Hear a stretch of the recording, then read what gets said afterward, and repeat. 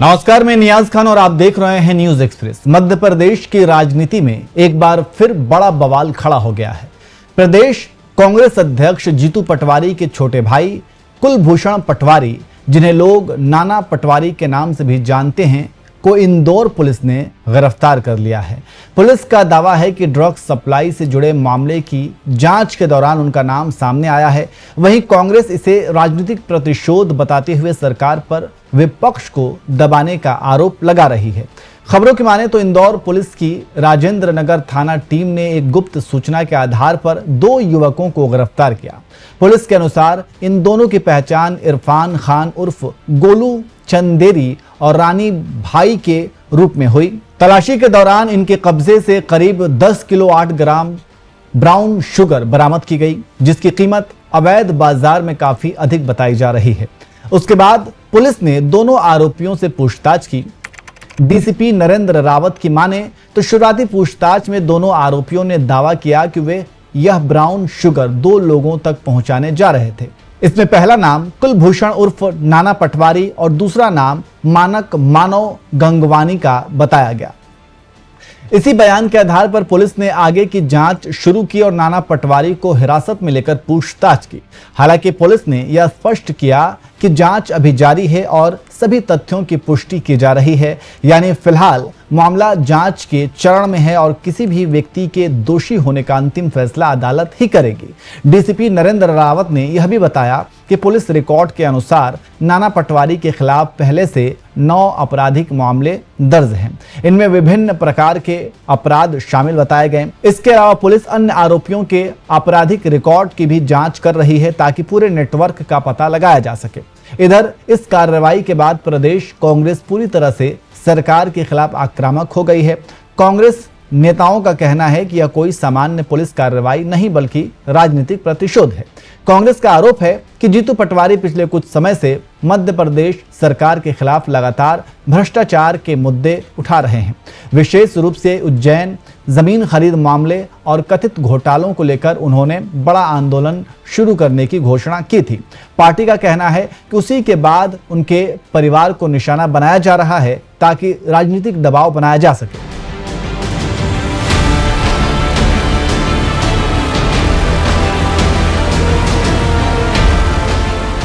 जानकारी देते चले कि भाई की गिरफ्तारी के बाद जीतू पटवारी ने भी सोशल मीडिया के जरिए सरकार पर गंभीर आरोप लगाए।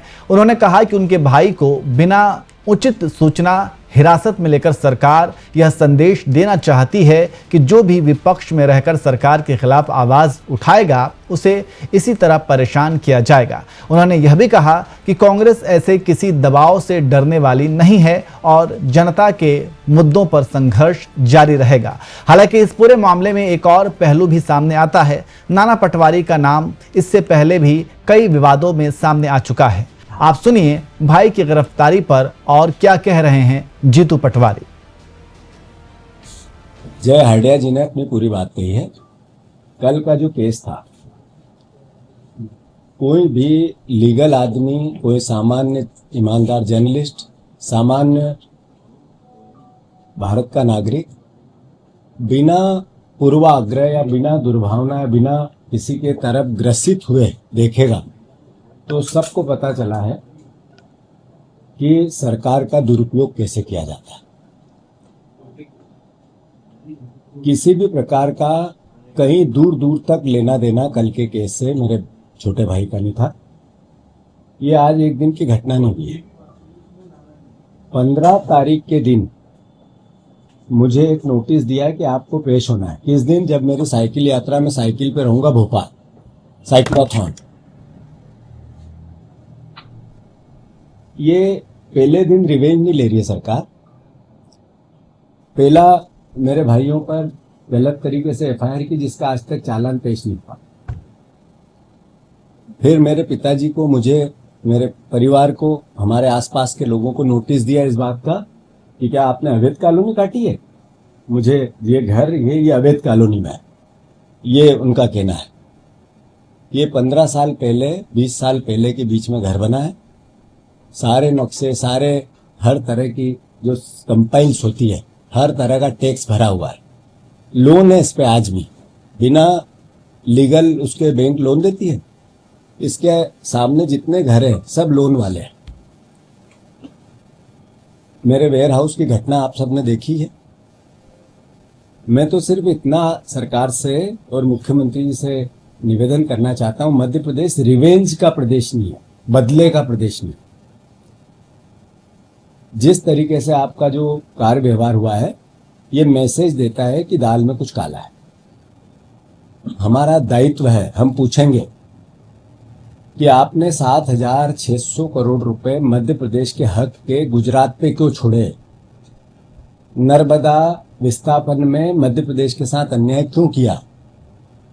आपके परिवार पे एक अखबार ने इतने बड़े एलिगेशन आप पे भी लगाया, आपका उसको उत्तर क्यों नहीं देना चाहिए? हमारे पे एलिगेशन लगे, हम आए मीडिया के सामने, हमने बात की, आपकी सरकार है, हमें पता है आप बहुत यातना दोगे, हम सहन करेंगे, लड़ेंगे, नहीं डरेंगे। और कोई मेरी दुर्भावना है सरकार से? बिल्कुल नहीं। मेरा काम है विपक्ष का दायित्व निभाने का। मैं मध्य प्रदेश वासियों से आग्रह करना चाहता हूं, मेरा अधिकार नहीं है कि मैं मोदी गारंटी का हिसाब पूछूं सरकार और मुख्यमंत्री से। मेरा दायित्व नहीं है कि भ्रष्टाचार और करप्शन के सवाल पूछूं, जनता पीड़ित है, दुखी है। मेरा दायित्व नहीं है कि नर्मदा सरदार सरोवर में 7,600 करोड़ रुपए का हक मध्य प्रदेश का छोड़ दिया सरकार ने। कल ही मैंने बात की और 1 घंटे बाद ये सब पूरा घटनाक्रम रच दिया गया। क्या मेरा दायित्व नहीं है ये कि किसानों को खाद, किसानों की एमएसपी, किसान के बेटों की लड़ाई में नहीं लड़ूं? बहुत सी बातें हैं, समय समय पर करेंगे, कानून को भी आत्मसात करेंगे, सम्मान करेंगे और उस पर विश्वास है हमारा। मुख्यमंत्री जी, आप जेल भेजना चाहते हो, हम हमेशा तैयार। मुझे भेजना चाहते हो, मेरे परिवार को भेजना चाहते हो, हम आपकी हर यातना को सहने को तैयार, पर एक कदम भी पीछे नहीं हटेंगे और हमारा दायित्व निभाएंगे। साइक्लोथॉन है 14 तारीख को, 15 तारीख को फिर मुख्यमंत्री से आग्रह करूंगा, आपको हिसाब देना पड़ेगा। युवाओं के साथ जो पेपर लीक में इतना बड़ा घटनाक्रम हुआ है, रोज चोरी होती है, उनकी शिक्षा को लेकर जो हमारा आंदोलन है, 25 साल के आज़ादी बीजेपी की सरकार और 80 साल लगभग आज़ादी के हुए, क्यों फ्री शिक्षा नहीं मिलना चाहिए? एजुकेशन में एक जैसे एजुकेशन का हक नहीं लोगों का, ये डिमांड है हमारी यात्रा की। सेव शिक्षा, सुरक्षित शिक्षा करेंगे और भ्रष्टाचार के खिलाफ हिसाब पूछेंगे। इसके साथ साथ जो जो कार्यक्रम मैंने अनाउंस किए हैं वो सब करेंगे। मैंने पुलिस को भी खुद ने बात की है, कमिश्नर से भी की, रावत से भी की कि आप जब चाहो जब जाएंगे, मेरा भाई भी जाएगा, पूरा परिवार जाएगा। जो कानून के तहत हम पे प्रशासन कंपाइल करता है वो गए वेयर हाउस पे, उन्होंने कहा सफाई नहीं है, हमारा दायित्व था, हमने कराई। उन्होंने कहा नाली साफ नहीं है, हमारा दायित्व था, हमने कराई। उन्होंने जो भी फायर सेफ्टी में थे वो देखे नहीं उनने, पर उनको भी व्यवस्थित रखा कि सरकार का अगर, और मैंने वेयर हाउस उनको किराए पर नहीं दिया, अधिग्रहण किया मेरा वेयर। फिर भी सरकार ने जो बोला हमने कानून के तहत एक्सेप्ट किया। हमारा दायित्व, हम नागरिक हैं, एक विपक्ष के जिम्मेवार कार्यकर्ता हैं, हमारा काम हम करेंगे, पर हम हठधर्मिता, अहंकार, ऐसी भाषा ऊंची नीची ऊंची ये भी नहीं बोलेंगे।